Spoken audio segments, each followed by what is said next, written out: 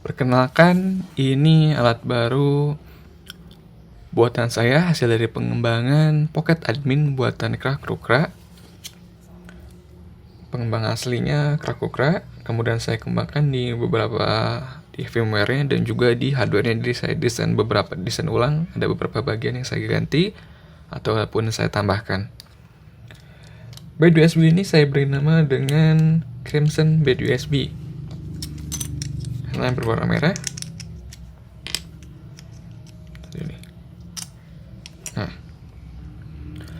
Crimson Bed USB ini layaknya seperti USB rubber ducky, malah lebih canggih lagi karena dia bisa meniru, bisa mengemulasi sebagai keyboard, mouse, dan flash disk sekaligus. Jadi secara default dia bisa mengemulasi ketiga fitur tersebut.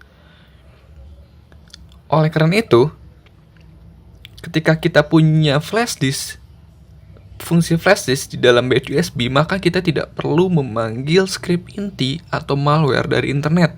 Jadi kita bisa mengeksekusi malware tersebut langsung dari bed USB ini dan mengcopy atau mengambil hasilnya langsung ke bed USB ini, sehingga kita tidak memerlukan email atau Dropbox atau lain-lain ini.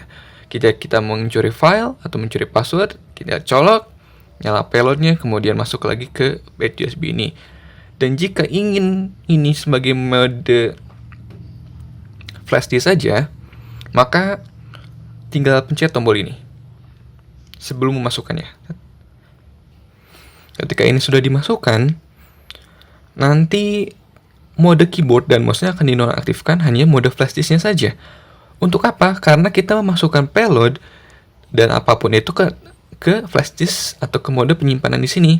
Dan jika waktu dicolokkan ternyata masih ada payload sebelumnya, maka payload sebelumnya akan dieksekusikan. Nah, untuk mencegah tereksekusinya payload sebelumnya, ketika kita akan mengkonfigurasi ini atau masukkan payload baru, maka pencetlah tombol ini. Itu fitur lainnya. Kemudian fitur yang lebih penting lagi adalah firmware di dalam ini sendiri. Jadi di sini nanti kita tidak cuman payloadnya pada secolok langsung aktif, tetapi juga ada payload on demand. Payload on demand itu adalah payload yang aktif ketika kita inginkan saja. Bagaimana cara menginginkannya? Ketika ini dicolok, payload yang on insertion atau payload yang otomatis aktif akan aktif. Nah, ketika sudah itu selesai, nah kita bisa memilih payload lainnya. Jadi kita nanti bisa menyimpan 17 payload tambahan. Misalnya kita ingin mengeksekusi payload nomor 4, tinggal kita pencet caps lock 4 kali. Itu 2, 3, 4. Nah, itu sampai ke 17 payload.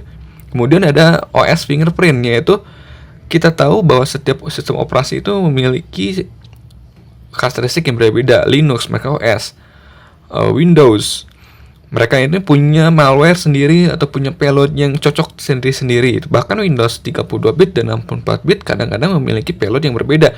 Nah, ini bisa mendeteksi atau bisa mengenali sistem operasi tersebut dari mengenalinya sebelumnya. Misalnya ini udah pernah dicolokkan ke Windows 10 64-bit. Dan dia akan mengenali, Windows 10 64-bit, data pengenalannya seperti ini. Lalu 32-bit seperti ini, Windows 7 seperti ini. Nanti ketika kita pasang payload, misalnya payload khusus buat Windows 7 32-bit. Nah, nanti kita punya banyak payload. Windows 7, Windows 8, Windows 10 yang berapa bit. Nah, nanti dia akan mengenali waktu dicolok, ini terdeteksi Windows 10 64-bit, maka dia akan mengeksekusi yang Windows 10 64-bit. Yaitu namanya fitur OS fingerprint. Kemudian keyboard layout.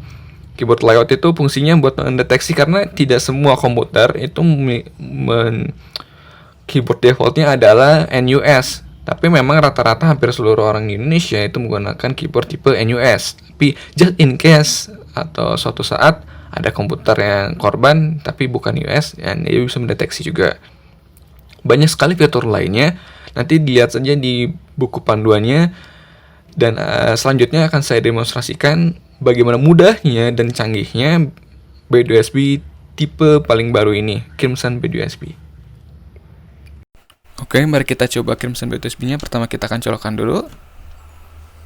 Maka akan terdeteksi sebagai USB Composite Device atau HID, atau ini bisa menjadi mouse ataupun keyboard, dan juga sebagai flash disk.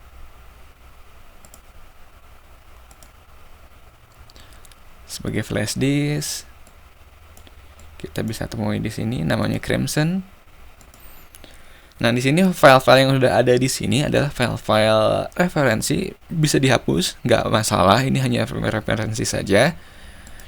Hanya untuk tahu fungsi-fungsi dari file-file ini atau folder-folder ini untuk apa, silahkan baca buku panduannya. Pertama-tama akan saya demonstrasikan dulu menggunakan payload yang sederhana, misalnya ini payloadnya. Nanti semua payload yang akan aktif jadi payload yang akan aktif ketika pertama kali dicolokkan, kecuali tidak memakai konfigurasi lain seperti OS fingerprint dan lain-lain. Pokoknya secara normal payload yang akan aktif adalah payload.txt yang saat awal dicolokkan. Kita akan coba misalnya wait for init. Ini akan menunggu driver sampai terinstall, sampai BTSP-nya sip dipakai. Kemudian delay 3000 detik.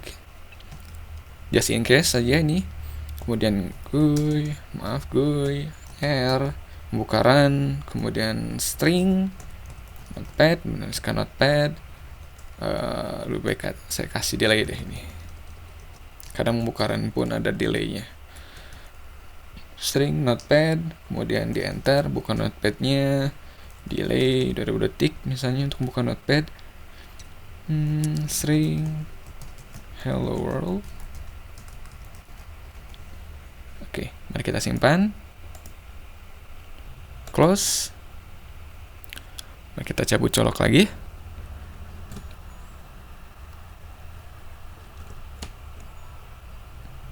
Deteksi sudah. Ya, payloadnya aktif, berhasil. Mari kita lanjut ke payload yang lainnya. Payload selanjutnya adalah payload untuk mengetahui profil dari komputer target.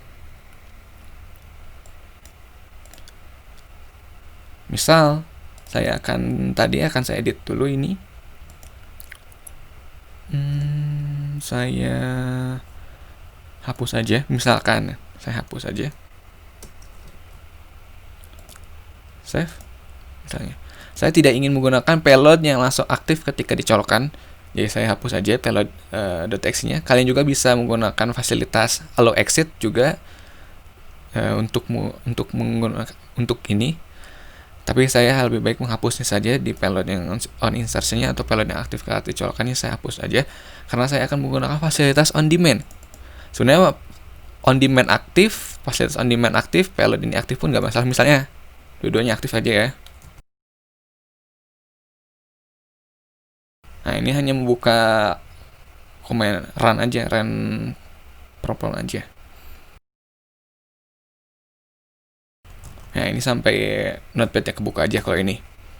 Misalnya ini cuman payload supaya lebih cepat aja.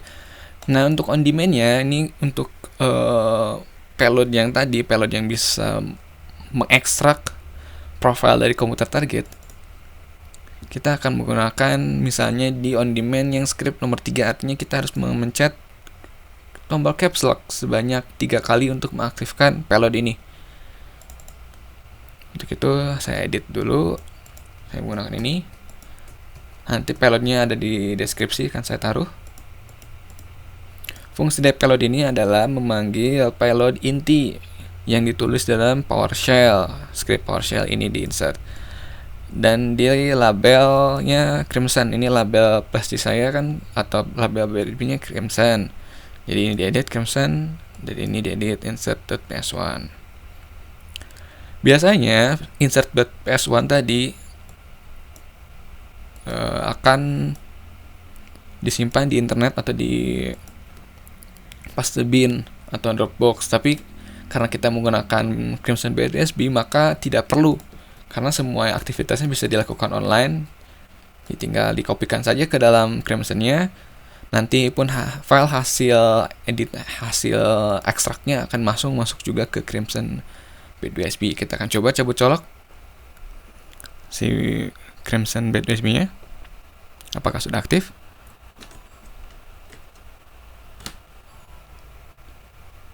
Nah, ini payload yang aktif saat dicolokkan harusnya aktif. Nah, ini berarti sudah berhasil aktif. Sebenarnya ini payload yang on insertion ini atau payload yang aktif ketika dicolokkan ini bisa saja dihapus atau dikosongkan. ataupun diberikan lalu exit. Tapi di sini saya akan membuktikan, memperlihatkan kalau payloadnya on insertion dan payload on demand itu tidak saling berinterferensi. Oke, akan saya aktifkan payload on demand-nya. Berarti karena tadi ditaruh di script 03, artinya saya harus memencet caps lock sebanyak 3 kali. 1, 2, 3.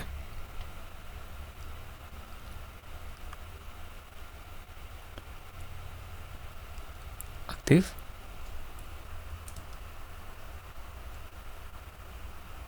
Nah, seharusnya hasil ekstraknya sudah masuk lagi ke flash disk-nya atau si Crimson bed USB-nya. Kita lihat. Nah, sudah.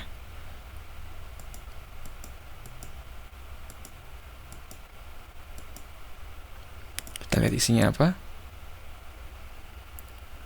Nanti kalau sudah selesai aktivitasnya, maka si LED warna merah di Crimson bed USB-nya akan benar-benar redup, akan mati. Namun ketika dia berkedip artinya ada masih ada beraktivitas, dan ketika kedip-kedip itu jangan dicabut Crimsonnya. Kita lihat di sini usernya Lapara, environment-nya ini, berarti semua data-datanya ada di sini semua. Profile tentang komputernya, software apa aja yang install pun ada di sini. Ya, ini contoh aja betapa mudahnya mengeksekusi payload atau script inti yang ada di Crimson bed USB tanpa harus koneksi internet, dan juga langsung mengambil hasilnya ke dalam Crimson bed USB itu sendiri, sehingga tidak memerlukan email untuk mengirimkan hasilnya ataupun Dropbox dan lain-lainnya. Video selanjutnya adalah betapa mudahnya mencuri password yang tersimpan di Chrome dan Firefox dalam waktu kurang dari 15 detik menggunakan Crimson bed USB.